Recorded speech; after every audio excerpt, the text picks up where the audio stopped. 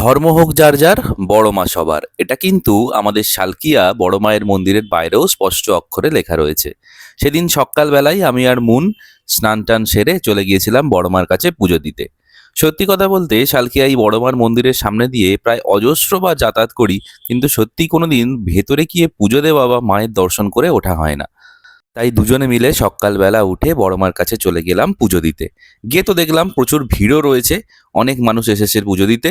আর মন্দিরের ভেতরে প্রথমবার ঢুকে দেখলাম কি সুন্দর করে সাজানো মন্দিরটা। তবে এখন যে ভিড়টা দেখছো, এটা কিছুই না। যদি তোমরা আসল ভিড় দেখতে চাও, তাহলে বড়মার স্নানযাত্রার সময় তোমাদের আসতে হবে। সেই সময় বড়মার সমস্ত ভক্তরা এখানে এসে উপস্থিত হয়।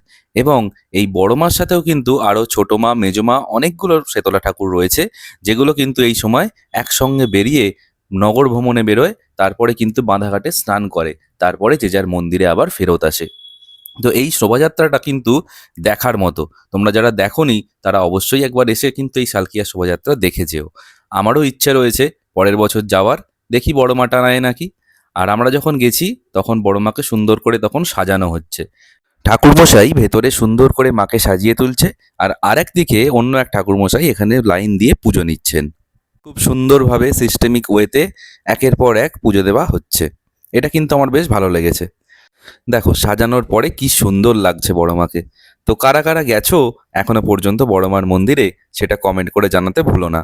আর যারা যাওনি তারা অবশ্যই একবার ঘুরে এসো শালকিয়া বড় মায়ের মন্দিরে। তো আজকের মতো ভিডিওটা এখানেই শেষ করছি। দেখা হচ্ছে অন্য কোনো ভিডিওতে, অন্য কোনো ভ্লগে। যদি ভিডিওটা ভালো লাগে তাহলে অবশ্যই লাইক, কমেন্ট, শেয়ার করতে ভুলো না। দেখা হচ্ছে পরে। টাটা।